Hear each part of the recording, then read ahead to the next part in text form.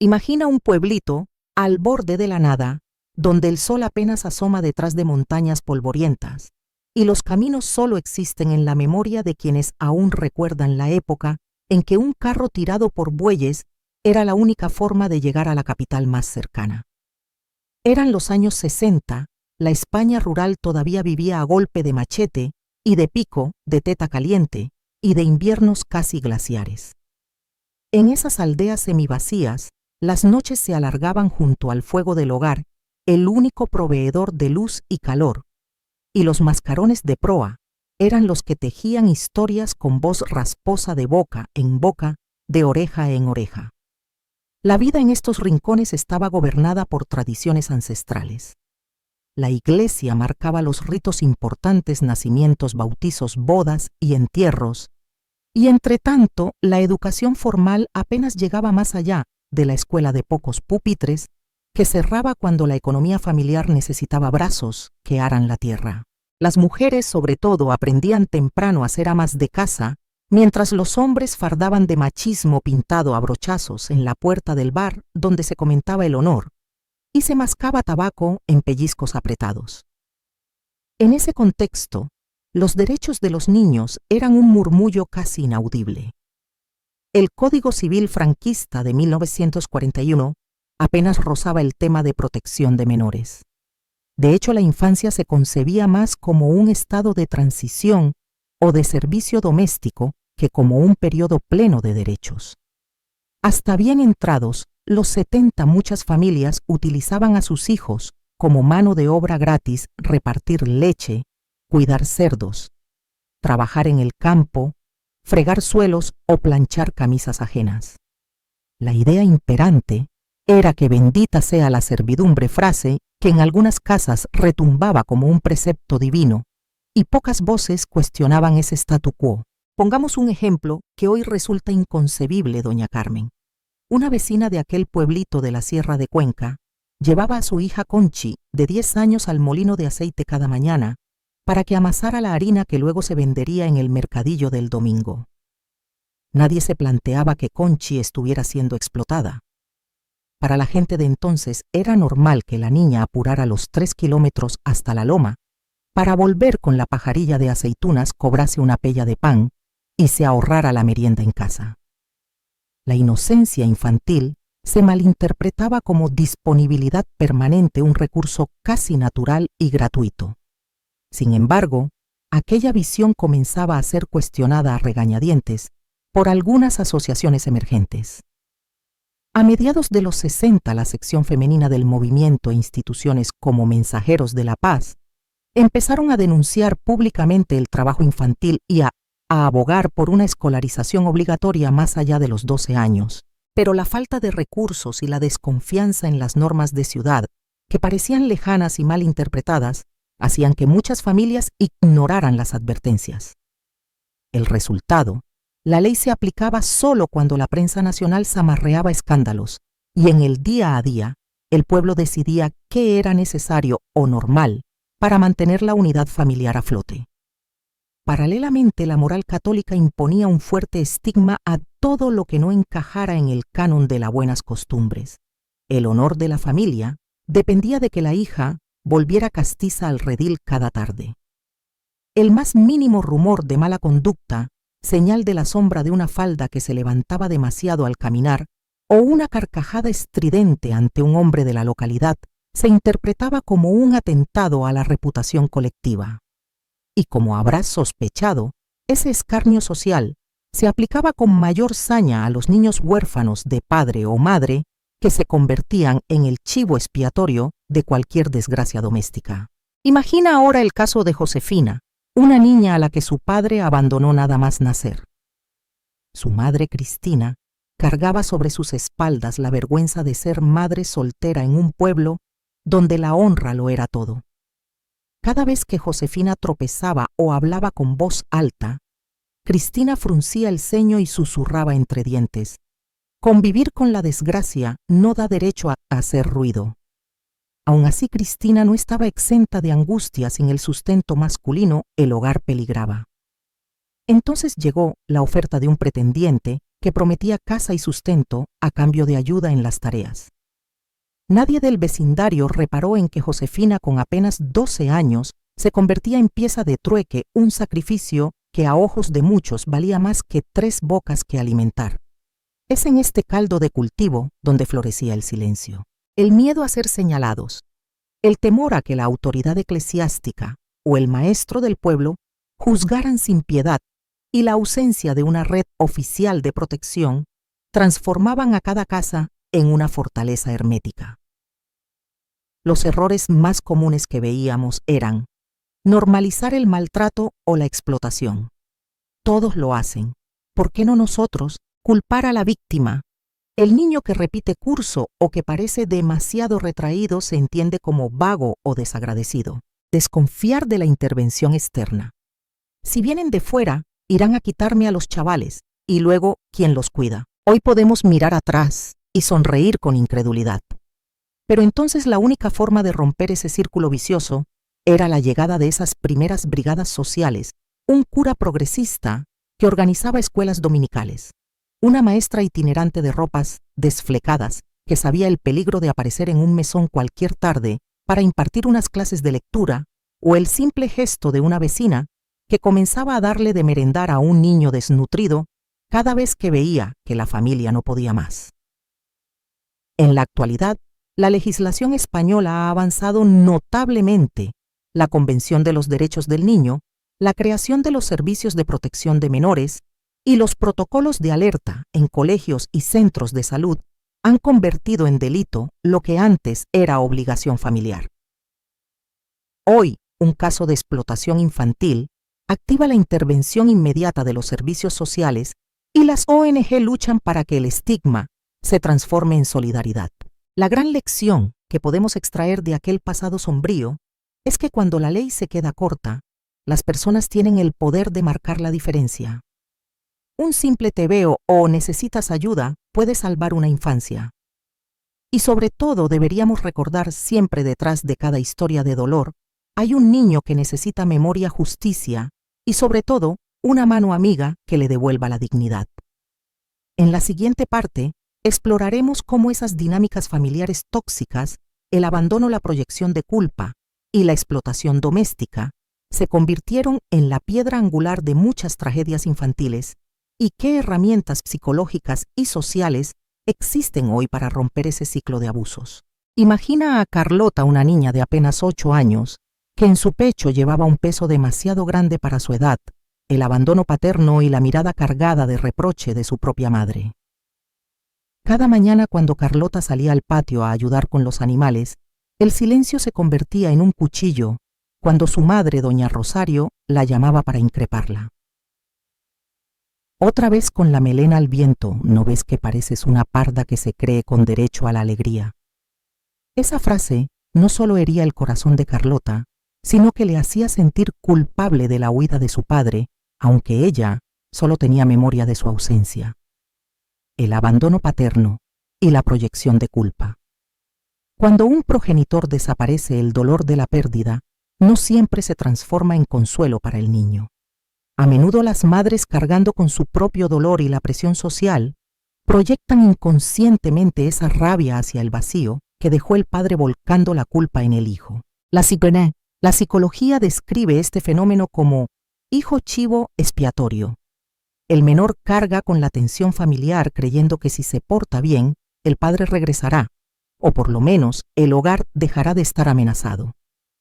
En un estudio realizado por la Universidad de Granada en 2018, se observó que el 45% de los niños huérfanos de padre en zonas rurales perciben mayor hostilidad de su madre asociada a la falta de apoyo social y económico.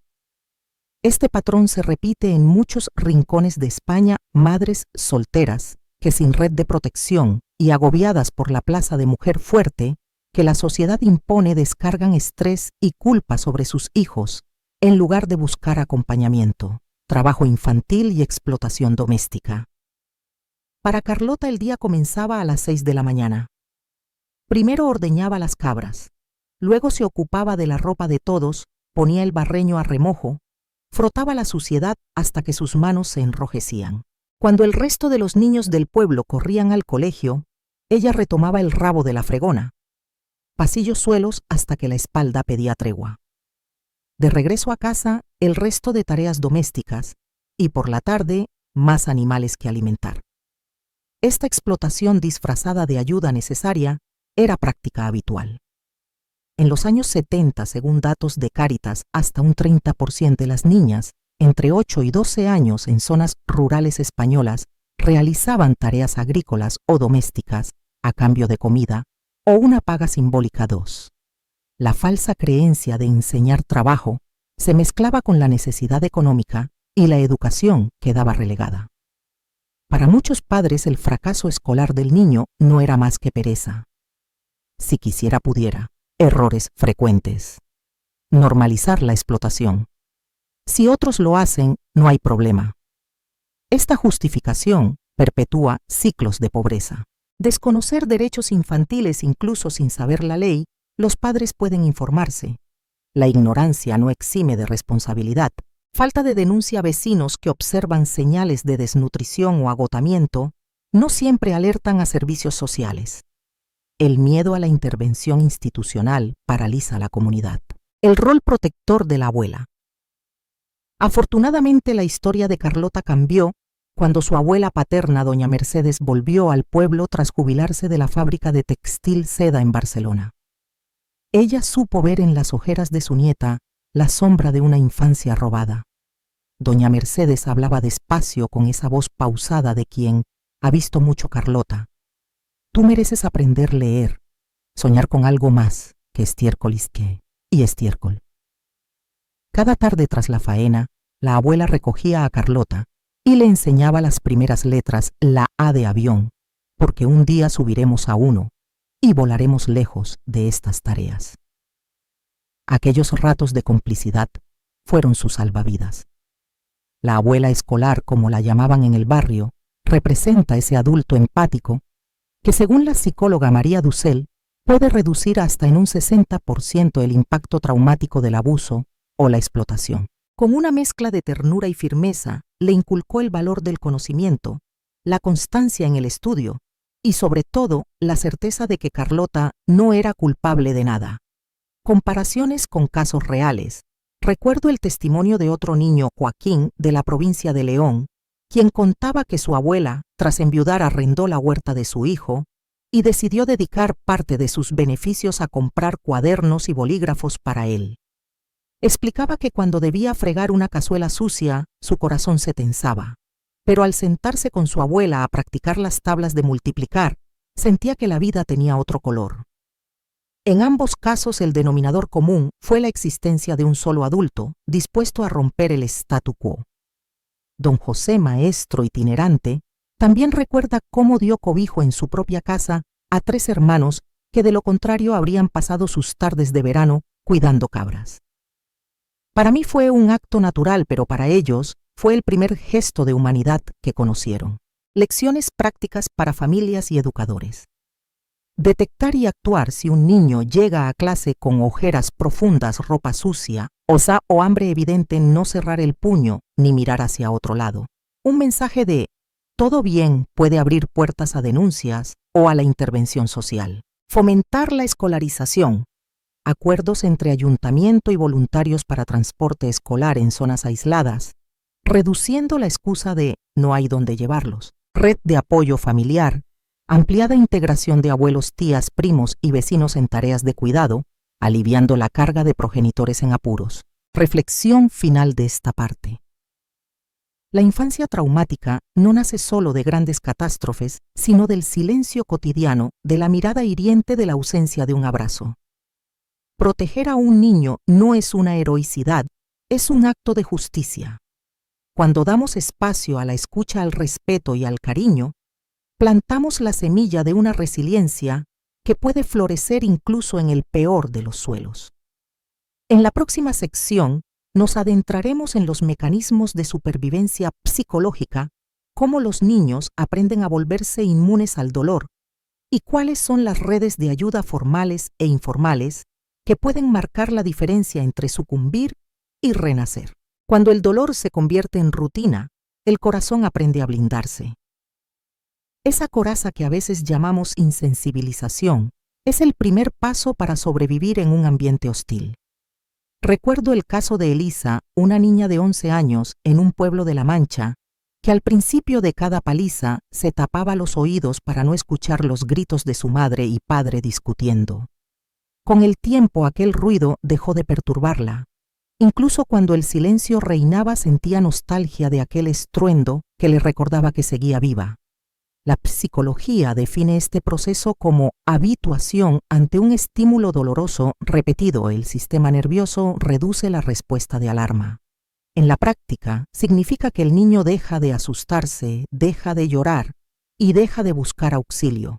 Pero curiosamente, ese blindaje emocional tiene su contrapartida la hipervigilancia.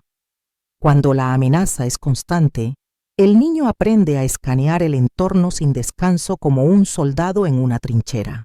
Cualquier crujido de madera en la casa le hace saltar el corazón. Cualquier cambio de tono en la voz de un adulto le arranca sudores fríos. Un estudio de la Universidad de Sevilla, 2017, mostró que un 38% de menores expuestos a violencia doméstica desarrollan un patrón mixto de insensibilización e hipervigilancia, lo que les permite funcionar en la escuela o en el trabajo, pero les impide sentirse seguros aún en espacios supuestamente tranquilos. Estos niños, ya convertidos en adolescentes, pueden parecer muy responsables o demasiado maduros, como si hubieran crecido de golpe.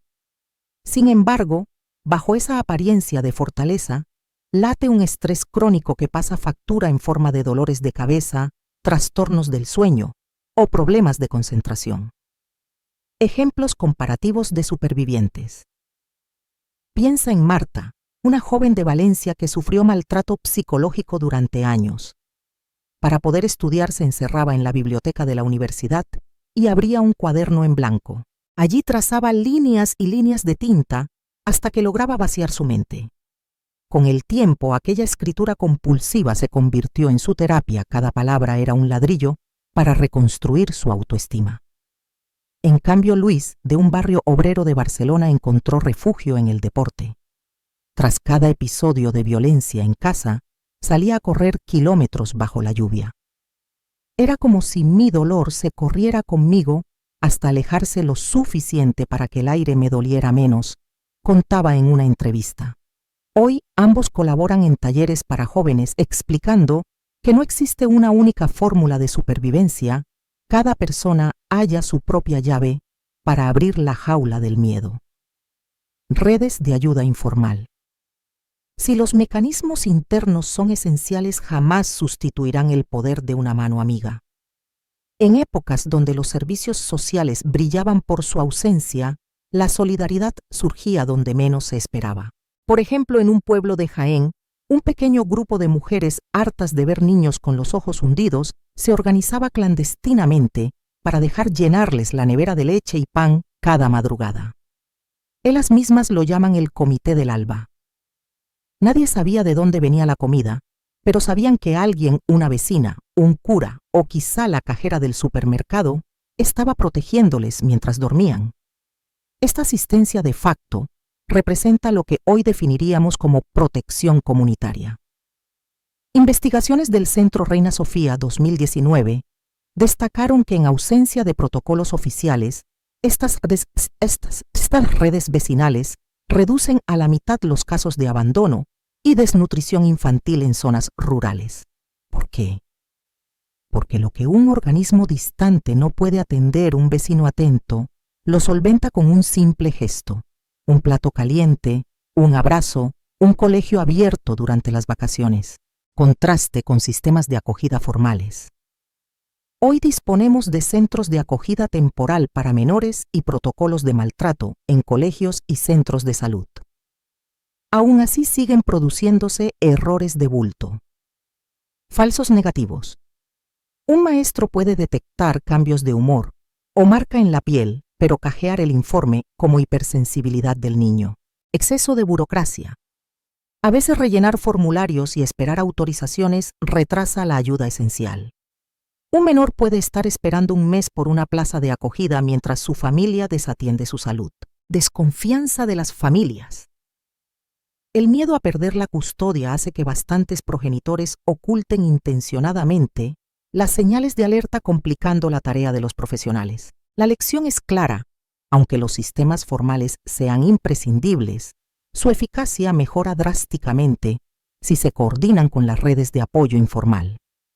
Un protocolo de actuación rápida que contemple la ayuda vecinal y el voluntariado reduce los tiempos de espera y humaniza la intervención. Errores a evitar hoy. Creer que no ocurre en nuestro entorno. El síndrome de la aldea impoluta hace invisibles los casos próximos. Mantener los ojos y el corazón cerrados no evita el sufrimiento, solo pospone la tragedia. Restar importancia a las pequeñas señales. Una falta de apetito, un cambio de humor, la ropa sucia, pueden ser la punta del iceberg. Insistir con cariño en ¿cómo estás? Abre grietas en el silencio.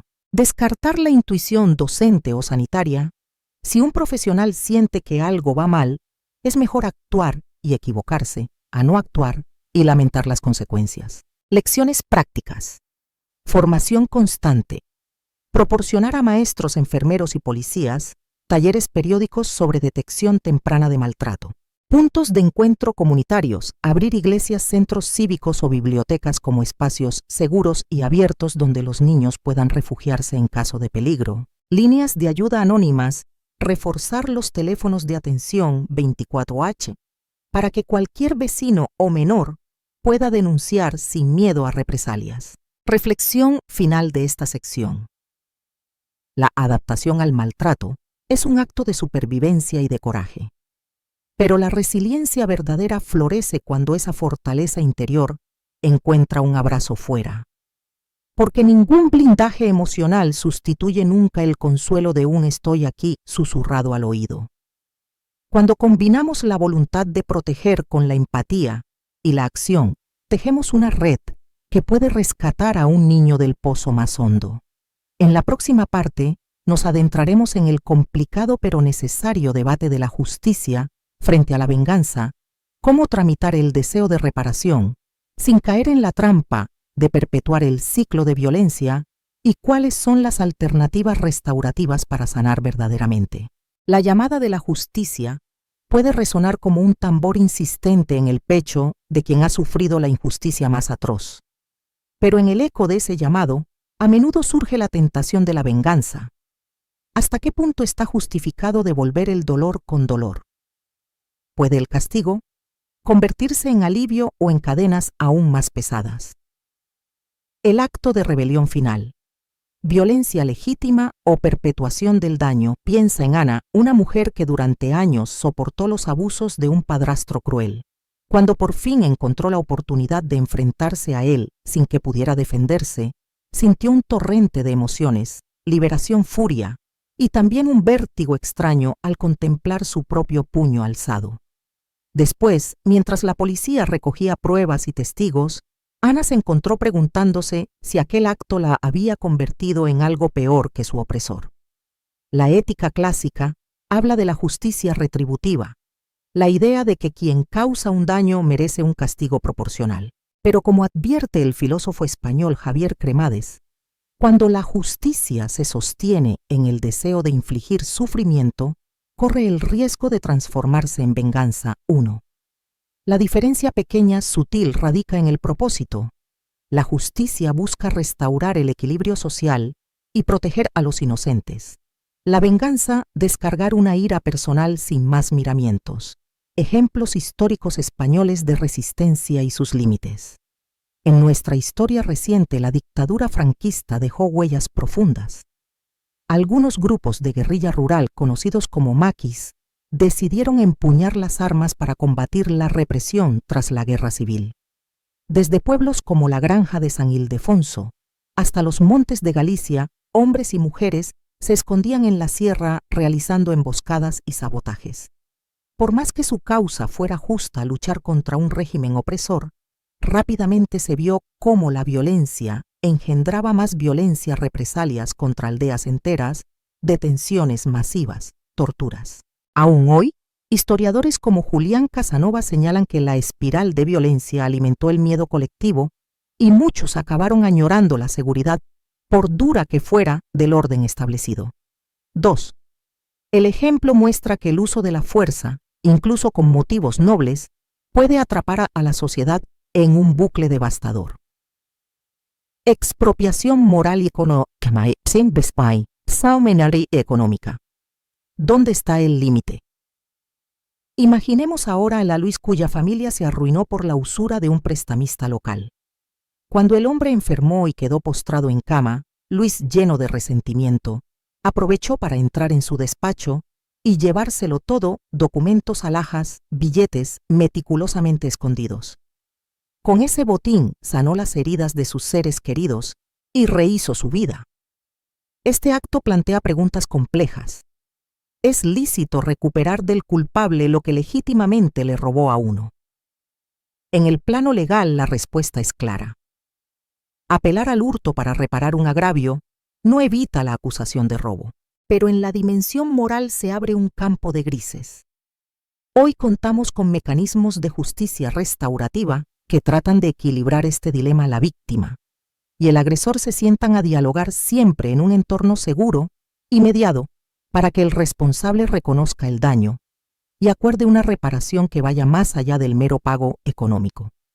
Por ejemplo, trabajos comunitarios, disculpas públicas o acompañamiento psicológico. Esta vía busca romper el ciclo. El agresor asume su culpa y se compromete a no reincidir mientras la víctima siente que su voz ha sido escuchada y validada. Comparación con reparaciones legales actuales. En casos de abuso sexual o trata de personas, la legislación española contempla indemnizaciones económicas y órdenes de alejamiento. Sin embargo, muchas víctimas critican que el dinero no borra el trauma y que el proceso judicial largo y doloroso revive una y otra vez la experiencia. Por eso algunas comunidades autónomas han implementado programas piloto de mediación restaurativa en los juzgados de violencia sobre la mujer. Aunque aún incipientes, los primeros informes indican que las víctimas que encuentran en este espacio una comprensión activa de su agresor reducen sus síntomas de ansiedad hasta un 40% y sienten un cierre más digno de la etapa traumática. Errores comunes al buscar justicia por mano propia. Confundir venganza con justicia. Error creer que el dolor causado al otro aliviará el propio. Realidad, la venganza alimenta resentimiento y culpa, prolongando el sufrimiento de ambos. Castigar al mensajero o a los testigos. Error, arremeter contra quienes ayudaron o denunciaron. Realidad, socava las redes de apoyo y retrae a potenciales aliados en el futuro. Subestimar el poder de la reparación simbólica. Error, pensar que solo lo material importa. Realidad, los gestos simbólicos, disculpa pública, reconocimiento del daño pueden ser más transformadores que cualquier multa. Alternativas restaurativas, sembrar conciencia y sanación. Para escapar del callejón sin salida de la violencia recíproca, podemos incorporar estos elementos. Diálogo mediado. Profesionales psicólogos y abogados facilitan encuentros donde ambos lados expresan su verdad. Círculos de reparación, reuniones comunitarias en las que la víctima comparte su experiencia y el agresor asume compromisos concretos, y voluntariado en entidades de apoyo, programas de mentoría supervivientes que ya han transitado la reconciliación, acompañan a otras víctimas en el proceso ofreciendo guía y esperanza. En la localidad de El Escorial, un programa de mediación en menores acusados de delitos menores llevó a que el 70% de los participantes no reincidieran en 6 meses 4. Esto muestra que al humanizar al agresor y ofrecerle una vía de redención, toda la comunidad sale beneficiada. ¿Cuándo buscar venganza y cuándo soltar la espada? No se trata de condenar las pulsiones de defensa personal en casos de peligro inminente. Todos tenemos el derecho de protegernos. Pero en contextos posconflicto o de abuso pasado, el arma más poderosa suele ser el perdón consciente, que no borra el recuerdo ni implica reconciliación forzada, sino el acto de liberar la carga del rencor. El perdón consciente es un proceso. Reconocer el daño, nombrar lo sufrido con claridad, aceptar la propia respuesta emocional, validar la ira, la tristeza, el miedo. Tomar la decisión de soltar, entender que aferrarse al odio solo perpetúa el dolor. Actuar en coherencia, buscar formas de sanar, terapia, voluntariado, escritura. Reflexión final de esta sección. La línea que separa la justicia de la venganza es tan delgada como la voluntad de sostenella y no enmendalla. Reincidir en el daño no libera el alma. Al contrario, lacera dos veces al iniciante y al ejecutor. Por eso, en lugar de blandir la espada, podemos tender la mano que invite a la reparación sincera. En la quinta y última parte, exploraremos el viaje de sanación y perdón, cómo rehacer un proyecto de vida tras el trauma, qué herramientas psicológicas existen hoy para acompañar ese proceso y, sobre todo, cómo transformar el dolor en legado de esperanza. Cuando Eva cerró la puerta de la consulta por primera vez, dejó atrás más que un despacho. Dejaba un pasado que había pesado sobre sus hombros desde la infancia. Tenía 30 años y aún sentía la mandíbula tensa, como si aquella niña de 8 años que había sufrido el abandono y la explotación siguiera habitando en su cuerpo. Sin embargo, algo había cambiado. Aquella mañana salió con la certeza de que comenzaba un camino hacia la sanación. Fases del duelo por trauma infantil complejo. El proceso de curación tras un abuso o abandono prolongado se asemeja a un duelo por múltiples pérdidas, la pérdida de la inocencia, de la seguridad, de la confianza. La psicóloga María Pérez, experta en trauma infantil, describe 5 fases que suelen acompañar a quienes buscan rehacer su vida. Shock y negación. Al principio, es difícil aceptar lo vivido. Uno se convence de que no fue para tanto o que todo ha quedado atrás. Rabia y culpa. Cuando la negación cede, llega la ira contra los responsables. Y paradójicamente la culpa por haberse sentido incapaz de detener el abuso. Duelo profundo, un dolor hondo que puede manifestarse en llanto incontenible, insomnio o pérdida de apetito. Reorganización. Poco a poco aparece la capacidad de planificar, de imaginar un futuro distinto. Integración y crecimiento. El trauma deja de gobernar la vida. En su lugar nace un sentido de propósito renovado.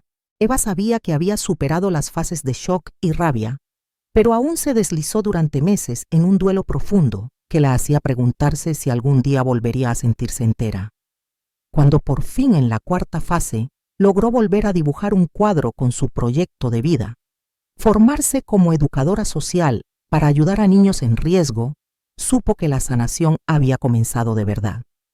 Ejemplo de terapia EMDR y grupos de apoyo. Para Eva, el trabajo con EMDR, de sensibilización y reprocesamiento por movimientos oculares, fue fundamental. En cada sesión guiada por su terapeuta, volvió a esas escenas dolorosas, pero esta vez sin sentirse arrastrada. Era como ver una película desde la butaca y no desde el escenario. Cada billete de recuerdo doloroso se procesaba, se desactivaba hasta convertirse en una secuencia más neutra que ya no la despertaba sobresaltada por la noche. Paralelamente encontró refugio en un grupo de apoyo local, otros supervivientes que, como ella, compartían historias de malos tratos, explotación o abandono. En aquellas tardes de confesiones, risas nerviosas y silencios cómplices, aprendió que la soledad del dolor era un espejismo cuando alguien le decía: «Te entiendo». 1000 años de aislamiento se desmoronaban de golpe. Reconciliación familiar, pautas de mediación y límites saludables. En el caso de Eva, la reconciliación con su madre no fue automática. Tras años de reproches, decidieron acudir juntas a un mediador familiar. La primera regla fue sentarse frente a frente, pero sin interrumpirse. Cada una habló 10 minutos sin que la otra replicara. La madre confesó su propia vergüenza y desesperación. Eva expuso su dolor y la sensación de traición. Con el tiempo acordaron límites claros, visitas regulares, llamadas semanales y sobre todo aceptación mutua de los silencios. No se trataba de forzar una relación ideal, sino de reconocer que ambas habían sido víctimas del pasado. Ese modelo de mediación respetuoso, estructurado y con apoyo profesional ha demostrado en múltiples estudios españoles TOS que reduce la necesidad de revisitar el conflicto y facilita un vínculo reparador. Caso de éxito: reencuentros de hijos robados en el franquismo. Un ejemplo conmovedor es el de la Asociación Abrazo de Memoria, que desde 2005 ayuda a personas nacidas en hogares de la sección femenina o vendidos ilegalmente a otra familia. A través de archivos eclesiásticos, registros civiles y entrevistas con monjas y exenfermeras, han logrado reunir a más de 300 hermanos y hermanas separados por adopciones forzosas. Uno de sus miembros, Guillermo, encontró a su hermana tras 50 años de cartas sin respuesta. El reencuentro, documentado en un emotivo video, muestra el instante en que ella, con lágrimas en los ojos, pronuncia su nombre de pila por primera vez. No fue un final perfecto, ambos tenían vidas construidas por separado, pero sí un inicio de una historia compartida. Historias como la de Guillermo nos recuerdan que el reencuentro puede ser un bálsamo para el alma fracturada. El poder del legado: transformar el dolor en ayuda. Tras su propio proceso, Eva fundó Luz en la Sombra, una pequeña ONG que ofrece talleres de arte y escritura creativa a jóvenes que han vivido abandono o abuso. Con su equipo de voluntarios, psicólogos voluntarios y expacientes, organiza actividades donde la palabra y la pintura se convierten en puentes hacia la esperanza. Cada año, celebran una exposición colectiva, lienzos de colores vivos, ensayos breves que relatan miedos y rescates íntimos. Para muchos de esos chicos, ver su obra colgada en una sala municipal es la prueba palpable de que pueden dejar de ser víctimas para convertirse en artistas de su propia historia. Lecciones universales y mensaje final. Sobrevivir es ya un acto de valentía. Cada mañana en que te levantas tras una noche de pesadillas, demuestras una fortaleza infinita. El perdón no borra, libera. Perdonar no significa justificar el daño ni retomar la relación a toda costa, sino elegir no dejar que el rencor controle tu presente. Compartir la carga reduce el peso. La vulnerabilidad compartida en un entorno seguro fortalece más que la armadura del silencio. Construir comunidad, ayudar a otros, es la forma más poderosa de cerrarle la puerta al pasado. Ahora, al mirar el salón donde expone los trabajos de sus chicos, Eva siente orgullo y asombro. Sabe que la sanación no es una línea recta, sino una espiral de avances y retrocesos. Pero también sabe que cada pincelada, cada frase manuscrita y cada abrazo sincero son testigos de un legado que trasciende el dolor, el poder de transformar la propia historia en semilla de esperanza.